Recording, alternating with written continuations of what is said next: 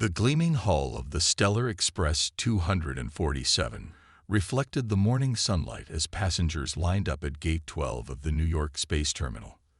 Among them stood Marcus Thompson, dressed in simple black pants and a gray sweater.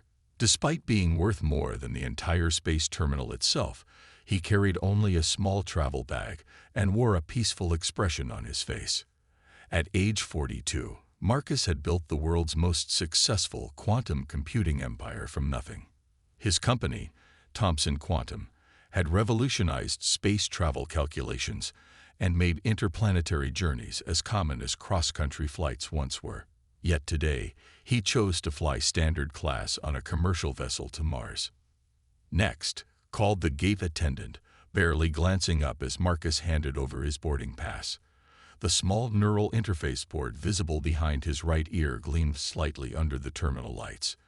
It was the latest model, allowing him to connect directly with his company's quantum systems, but its design was subtle and elegant. Inside the ship, Marcus made his way down the narrow aisle. The standard class cabin wasn't uncomfortable, but it was certainly more cramped than the luxury vessels he could easily afford. He had chosen this flight deliberately, wanting to experience the regular passenger service his company's computers helped coordinate. "Excuse me," he said politely to an elderly couple as he squeezed past them to reach his window seat. The artificial gravity kept everyone stable, but the narrow spaces between seats made movement awkward. He settled into seat 34F and gazed out at the bustling spaceport. Flight attendant Patricia Wells was having a bad day even before she spotted Marcus. 3 passengers had already complained about the recycled air quality, and a family in row 15 had tried to sneak their illegal pet nanorat on board. When she noticed the gleam of Marcus's neural interface during her first cabin walkthrough, her frustration found a target. "Sir," her sharp voice cut through the quiet cabin. "External tech devices must be declared at security." She stood over Marcus, her face tight with suspicion. Marcus looked up calmly. "It's a registered neural interface, Mom. All my documentation is in order." He reached for his phone to show her the certificates. Patricia's eyes narrowed. "Those interfaces cost more than I make in 5 years.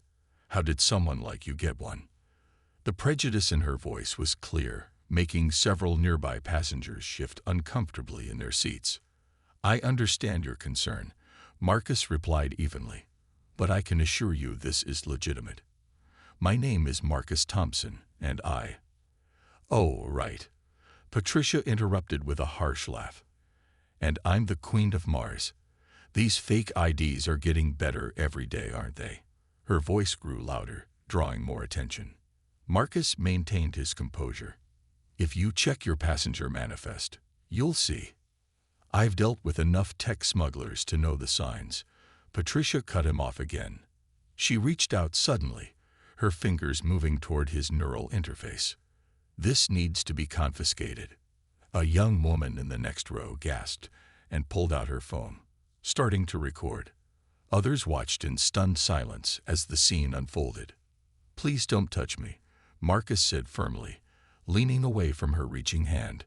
"That would be assault, and this interface is surgically integrated." Patricia's face flushed red. "Don't you dare tell me about assault. I'm protecting this ship's security." Her hand shot out again, this time making contact with his face in a sharp slap that echoed through the cabin. The sound seemed to freeze time for a moment as everyone watched in shock. Marcus didn't react violently.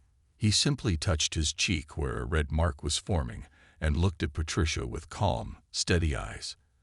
Unknown to her, his neural interface was already processing the incident, uploading it to secure servers, and initiating a sequence of events that would change both their lives forever. "I'll need to speak with your supervisor," he said quietly, his voice carrying clearly in the dead-silent cabin. "And I suggest you check your messages in the next 2 minutes. They should be quite illuminating." Patricia's hand was still raised, but uncertainty had started to creep into her expression. Several passengers were now openly recording the scene, and a child in the row behind them whispered loudly, "Mom, isn't that the quantum computer guy from the news?" The next 2 minutes would turn this routine Mars flight into one of the most talked-about incidents in modern space travel history. The red mark on Marcus's cheek was still visible as Patricia stood over him, her hand slowly lowering as whispers spread through the cabin. The child's words about the quantum computer guy had sparked a wave of recognition among the passengers. People were frantically searching their phones, and their eyes widened as they found Marcus Thompson's photos online. "Oh my God," someone whispered loudly. "He's worth over 800 billion credits." Patricia's face began to lose color as passengers showed each other their screens. Images of Marcus Thompson, the quantum computing pioneer, matched perfectly with the man she had just slapped. But her pride wouldn't let her back down just yet. "These could all be edited photos," she said, her voice shakier than before. "He's clearly using some kind of advanced holographic disguise." "Ms. Wells," Marcus interrupted calmly, using her name from her badge. "Your comlink is blinking." He pointed to the device on her wrist, which was indeed flashing with urgent red notifications. Patricia glanced down at her device, and her hands began to tremble as she read the messages. The first was from her supervisor. "URGNT. Verify passenger in 34F immediately. Do not engage further." The second was from the airline's central office, and the third was from the company's legal department. I don't," she stammered, backing away slightly. The young woman who had been recording everything spoke up. "I just posted the video. It's already gone viral on Mars Social. There's like 10,000 views in 30 seconds. Marcus stood up slowly, straightening his sweater. He was not a tall man, but his presence now seemed to fill the cabin. "Ms. Wells, I believe we should continue this discussion with your supervisor present, and perhaps someone from legal as well." The cabin erupted in activity. Other flight attendants rushed over, their faces pale with recognition. The head steward arrived, practically running down the aisle, his forehead covered in sweat. "Mr. Thompson, sir," the head steward said, bowing slightly, "we are deeply, deeply sorry for this incident. Please, would you come with me to first class? We've already arranged." "That won't be necessary," Marcus replied, his voice carrying clearly through the cabin. "I chose standard class deliberately, and I'll remain here." He turned to address the other passengers. "I apologize for the disruption to your flight, everyone. Please, let's all stay calm." Patricia stood frozen, her comlink now buzzing constantly with messages. The head steward tried to lead her away, but Marcus raised his hand. "Before you go, Ms. Wells," he said, "I'd like you to understand something." He gestured to his neural interface. "This technology isn't just for the wealthy. My company developed it to help people. There are children with medical conditions using these interfaces, veterans, artists, teachers. When you assumed I couldn't possibly have this legally because of how I look, you didn't just insult me. You insulted every person who relies on this technology to live their lives." The cabin was dead silent. Several passengers nodded in agreement, while others looked down in shame, perhaps recognizing their own prejudices.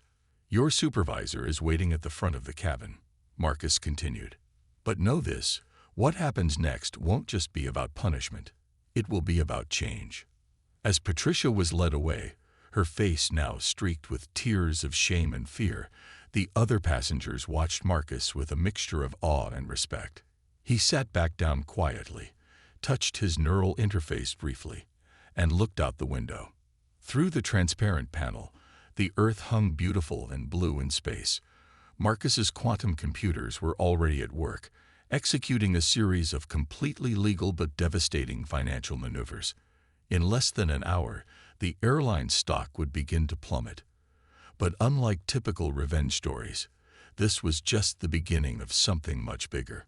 A flight attendant hurried over with a cold compress for his cheek, but Marcus politely declined.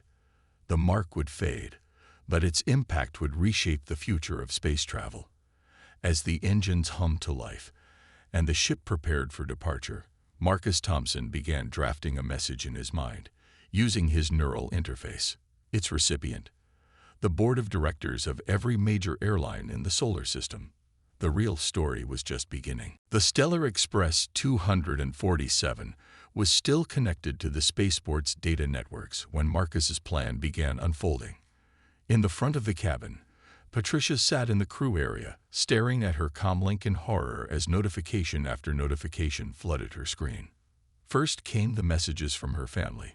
"Pat, are you on the news? What did you do?" Then from her friends. "Is that you in the viral video with Marcus Thompson?" But the most terrifying message was from her bank. ALERT. Employment status change detected. The head steward, Bill Mason, watched his own comlink with growing panic. The airline's emergency communication channel was exploding with activity. In just 5 minutes since the incident, the company's stock had started moving in strange patterns. "Sir," a junior attendant whispered to Bill, holding up her tablet. "You need to see this." The tablet showed a live financial feed. Thompson Quantum's AI systems, famous for their lightning-fast trading capabilities, were systematically purchasing shares of the airline company. It wasn't illegal.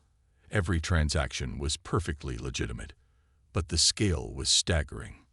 Back in his standard class seat, Marcus remained quiet, his eyes closed as his neural interface processed data streams. The passenger next to him was trying not to stare, occasionally glancing at the small device behind Marcus's ear that was now the center of a solar system-wide controversy. "Mr. Thompson," a nervous voice came over the cabin's communication system. "This is Captain Rogers. We're receiving some unusual communications from company headquarters. Would you like to speak with them?" Marcus opened his eyes. "Thank you, Captain, but that won't be necessary." His voice was calm, but carried authority. "Please proceed with our departure as scheduled. I believe we're already running 7 minutes late." The other passengers murmured among themselves, many still recording everything on their phones. The video of Patricia slapping Marcus had now reached Earth's major news networks. Commentators were already discussing the implications of discrimination against augmented humans in the transport sector. In the crew area, Patricia's comlink displayed another message, this time from the Interplanetary Transport Workers Union. "Emergency notice. Membership status under review." She looked up at Bill with tears in her eyes. "I didn't know. I really didn't know it was him." Bill shook his head slowly. "That's exactly the problem, Patricia. It shouldn't matter who he was." Marcus's neural interface quietly connected with the ship's entertainment system. On every passenger's screen, a news alert appeared. "Breaking. Major airline faces discrimination crisis. Thompson Quantum initiates historic corporate action." In the executive offices back on Earth, the airline's board of directors had gathered for an emergency meeting. Their faces grew pale as they watched their company's stock price fluctuate wildly. Thompson Quantum wasn't just buying shares, it was revealing years of documented discrimination cases that had been quietly settled. A junior executive burst into the boardroom. "Sir, the Thompson Protocol is trending on all networks." "The what?" demanded the airline's CEO. It's a new corporate policy framework, sir. Mr. Thompson's AI systems just published it. It's being called the future of inclusive transport services. Every other airline is already pledging to adopt it." Back on the spacecraft, Marcus received a simple message through his neural interface. Phase 1 complete. Corporate restructuring initiated. Awaiting further instructions. He looked across the aisle at a young girl, maybe 12 years old, who also had a neural interface. She had been watching him with worried eyes, probably wondering if people would treat her the same way Patricia had treated him. Marcus gave her a reassuring smile. The Stellar Express 247 had barely reached Earth's upper atmosphere when the real chaos began unfolding in the airline's corporate headquarters. Emergency alarms blared through the executive floor as board members watched their life's work crumble on the giant screens before them. "We've lost 30% of our market value in 15 minutes, shouted the chief financial officer, his tie loose and forehead shining with sweat. "Thompson Quantum's AI systems are exposing everything. Every complaint, every covered-up incident, every discriminatory policy we've ever had. The CEO, Robert Parker, slumped in his chair as his personal comlink buzzed with messages from major shareholders. They were all asking the same question. How could you let this happen? On Mars, the Colonial Transport Authority had called an emergency session. The video of Patricia slapping Marcus had reached over 50 million views across Earth and Mars combined. But it wasn't just the slap that had people talking. It was what came after. Thomson Quantum's AI systems had released a comprehensive report detailing discrimination cases from every major airline in the solar system. The data was devastating. Thousands of incidents involving augmented humans, documented and archived by Marcus's neural network over the years, were now public. Back on the ship, Marcus received another update through his neural interface. The airline's stock had dropped even further, triggering automated buyout protocols. His AI systems were now the majority shareholder. Mr. Thompson, a flight attendant approached nervously, holding a tablet. The board of directors is requesting an emergency video conference. They're offering to step down. Marcus smiled gently. Please tell them I'll speak with them after we land on Mars. Some things are better discussed face to face.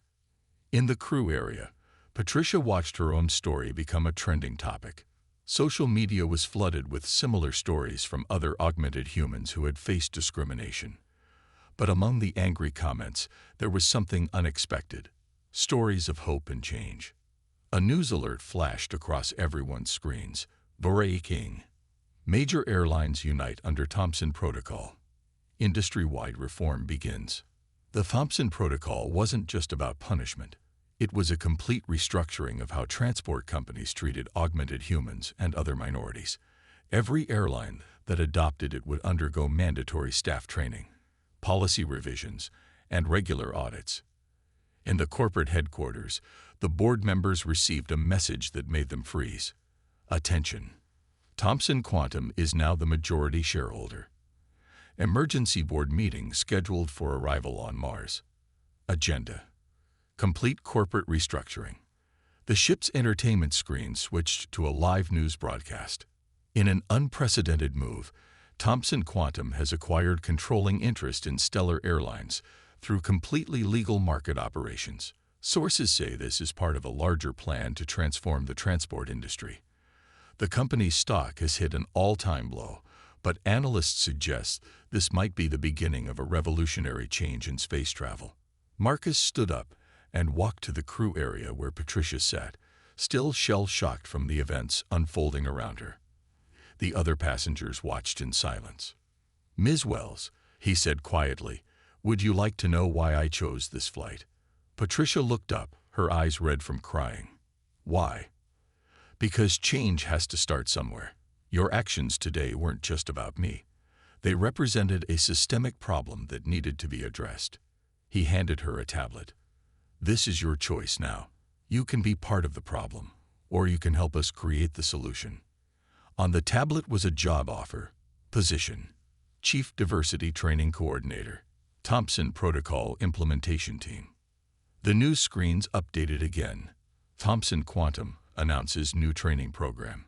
Former discriminators to become educators. As the ship continued its journey to Mars, Marcus returned to his seat. His neural interface connected with the ship's systems, showing him the cascade of changes spreading through the industry. Airlines across the solar system were scrambling to adopt the Thomson Protocol, desperate to avoid being the next example. The revenge wasn't just about watching one company fall. It was about building something better from the ashes. As Earth grew smaller behind them, Marcus began drafting the next phase of his plan, one that would transform not just airlines, but the entire concept of space travel itself. As the Stellar Express 247 passed the halfway point to Mars, the impact of Marcus's actions had spread far beyond Earth and its colonies. The ship's communication system was overwhelmed with incoming messages from across the solar system. Even the alien trading posts on Europa and Titan were buzzing with the news. On the ship's entertainment screens, a green-skinned Centaurian ambassador spoke to reporters. For years, we have watched humans struggle with their differences. Today, Mr. Thompson shows us that change is possible. We fully support the Thompson Protocol and will require all our ships to comply.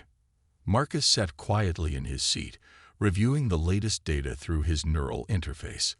The video of his incident had now been viewed over 200 million times. But more importantly, it had sparked thousands of other people to share their stories. "Excuse me, Mr. Thompson." The young girl with the neural interface from across the aisle finally gathered the courage to speak. "My name is Emma. I got this interface last year to help with my learning disability. Kids at school used to make fun of me, but now they're all sharing your video." Marcus turned to her with a warm smile. "How do they treat you now, Emma?" "Different," she said, touching her interface. "They're actually asking questions about how it works instead of calling me names. My whole class is watching your story right now." The ship's captain made another announcement. "Ladies and gentlemen, we're receiving reports that the Thompson Protocol is being adopted by transport companies across the galaxy. The Martian Transport Authority has just made it mandatory for all vessels operating in their space." In the crew area, Patricia was still staring at the job offer on her tablet. The position would make her the face of change. From discriminator to educator, her hands trembled as she read the details. Position requirements: share personal experience of transformation, train staff across multiple species and augmentation types, help develop new inclusion policies. The news feeds kept updating with fresh developments. Alien Trade Federation endorses Thompson Protocol. Neural interface sales surge as public support grows. Space tourism companies report record bookings from augmented travelers. Marcus received a priority message through his interface. The alien trading post on Europa wanted to name their new anti-discrimination center after him. Similar requests were pouring in from across the solar system.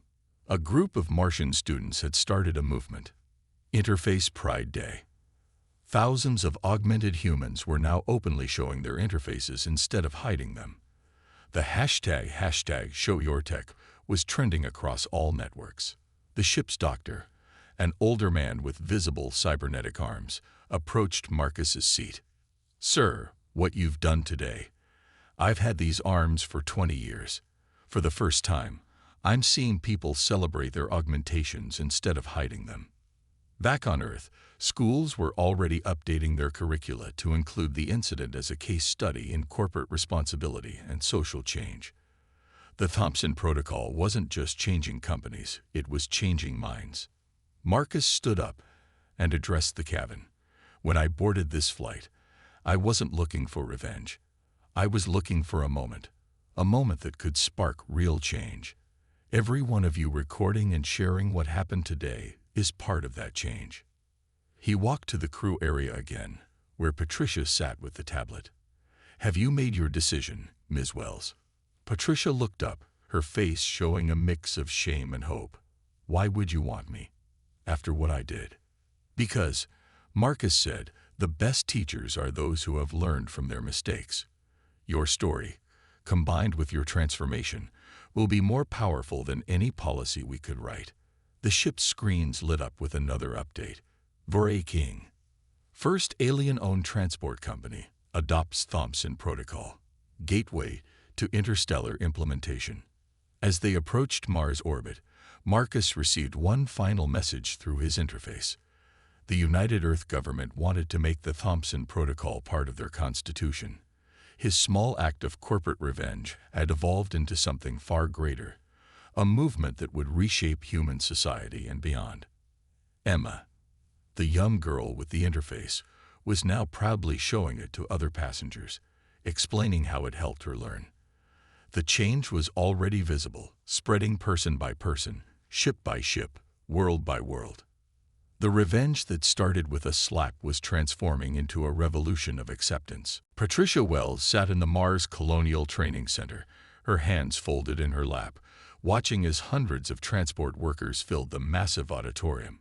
1 month had passed since the incident on Stellar Express 247, and today was her first day as Chief Diversity Training Coordinator.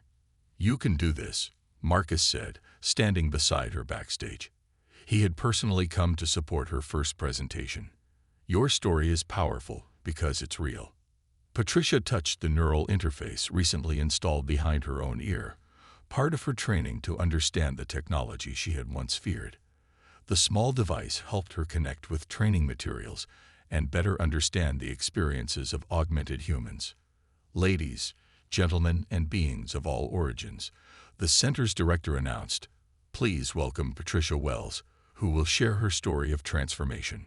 Walking onto the stage, Patricia faced the crowd. She saw flight attendants, pilots, ground crew, and even some alien staff members. Many had neural interfaces, cybernetic limbs, or other augmentations. Just weeks ago, she would have judged them all.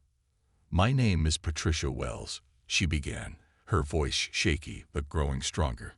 "And 1 month ago, I made a terrible mistake that changed my life, and hopefully will help change yours too."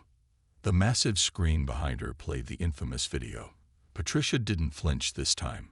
She had learned to use her shame as a tool for change. "I saw a black man with technology I thought he couldn't afford," she continued honestly. "I let my prejudices control my actions. That man was Marcus Thompson, but it shouldn't have mattered who he was. Every person deserves respect, regardless of their appearance or augmentations." In the audience, a Martian colonial worker raised his hand. "How do you feel about augmented humans now?" Patricia touched her neural interface. "I was afraid of what I didn't understand. Now, I'm learning every day. This interface has taught me how wrong I was. It's not just technology. It's a part of who people are." The training session continued for hours. Patricia shared everything: her biases, her learning process, her fears, and her hopes. Workers asked questions, shared their own stories of discrimination, and slowly, understanding began to grow. During the lunch break, a group of alien workers approached her. Their translator devices buzzed as they spoke. "On our world, we all have technological enhancements. Your story helps us understand human conflicts better." Marcus watched from the back of the room, sending updates through his neural interface to the Thompson Protocol Committee. Patricia's training program was being recorded and would be used across the solar system. Next week, Patricia announced, "We'll have augmented humans teaching us about their experiences." The week after that, alien species will share their perspectives. This isn't just training. It's about changing how we see each other. As the session ended, a young flight attendant approached Patricia with tears in her eyes. "I'd done the same things you did," she admitted. "I never realized how much hurt I was causing. Thank you for showing us it's possible to change." Marcus joined Patricia on stage after everyone left. "How do you feel?" "Exhausted," she admitted. "But for the first time since that day, I feel like I'm doing something right. Though I still don't understand why you chose this path instead of just firing me." Marcus smiled. "Firing you would have been easy revenge. But turning you into a force for change, that's real justice." Patricia's neural interface buzzed with incoming messages, requests from other transport companies for similar training programs. Her story was becoming a powerful tool for transformation. That evening, as she looked out over the Martian landscape from the training center's window, Patricia received a message that made her cry.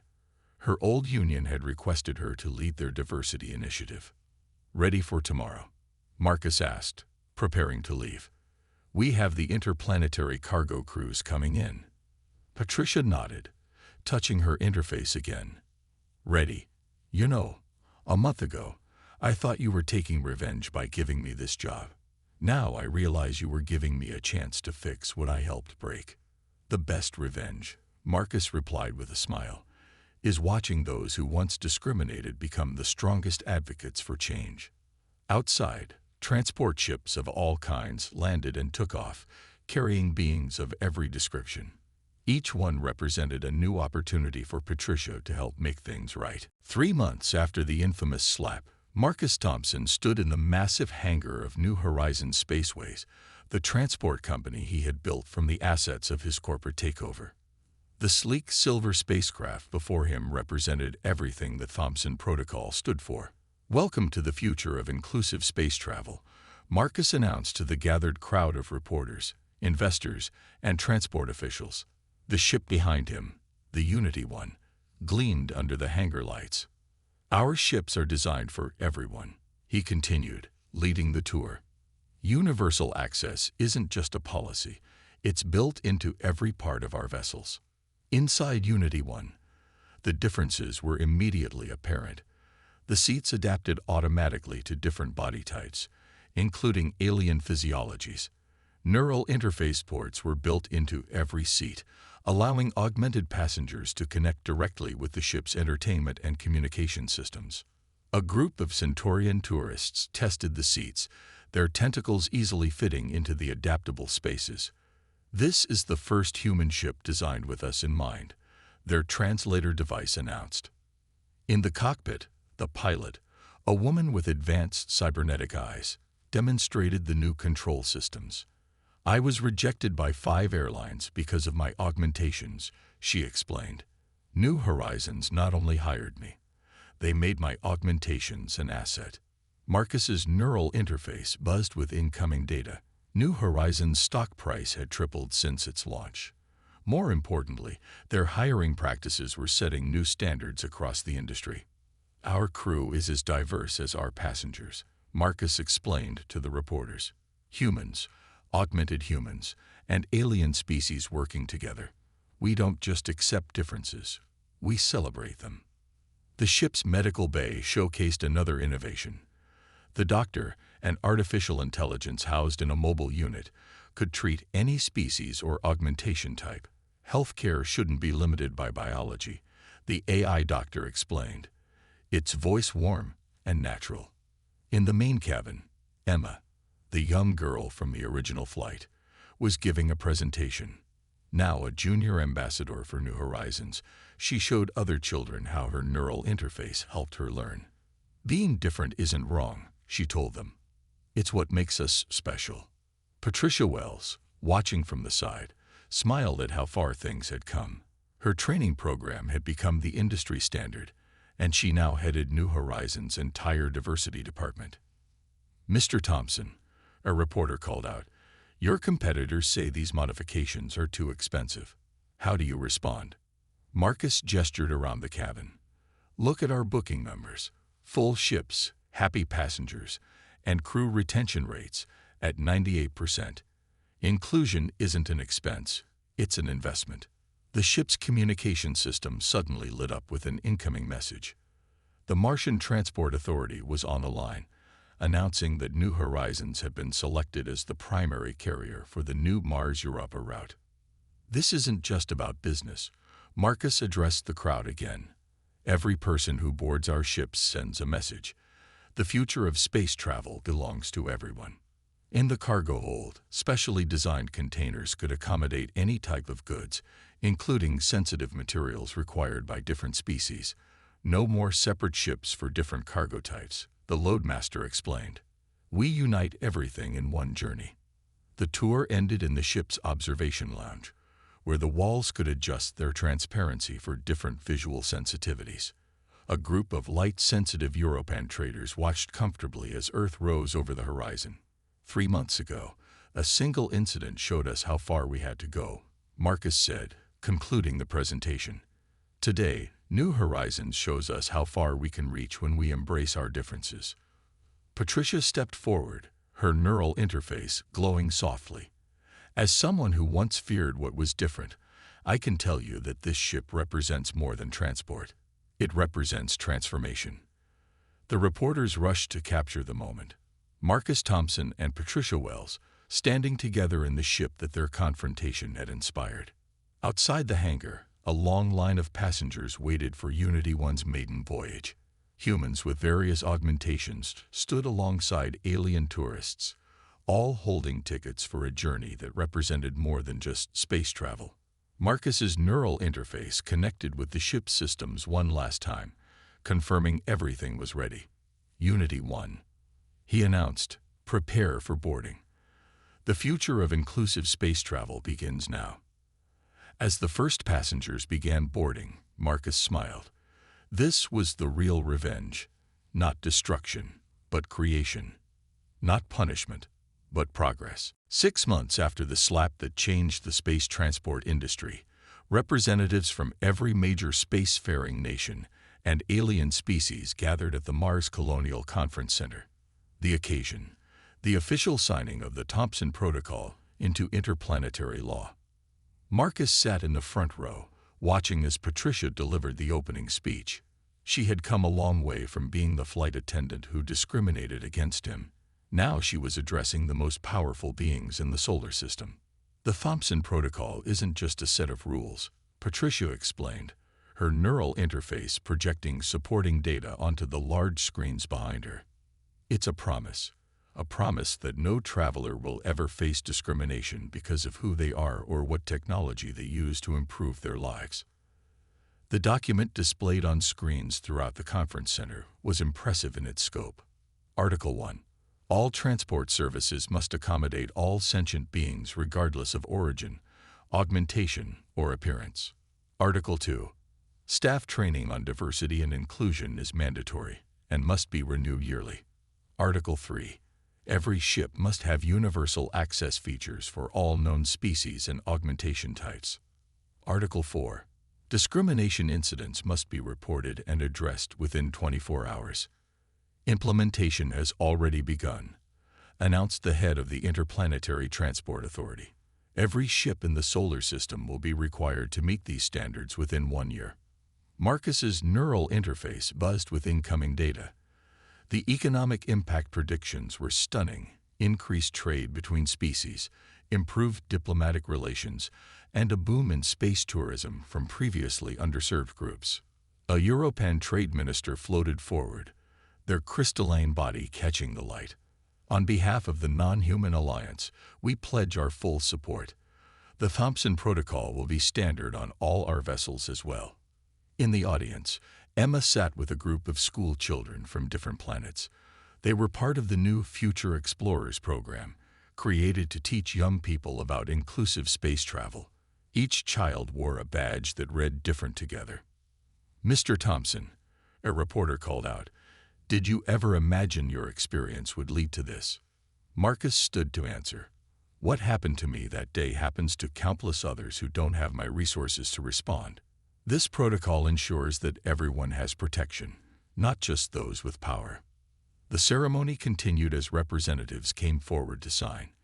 Each signature was recorded on blockchain technology, making the protocol permanently binding and transparent. Patricia introduced the next phase.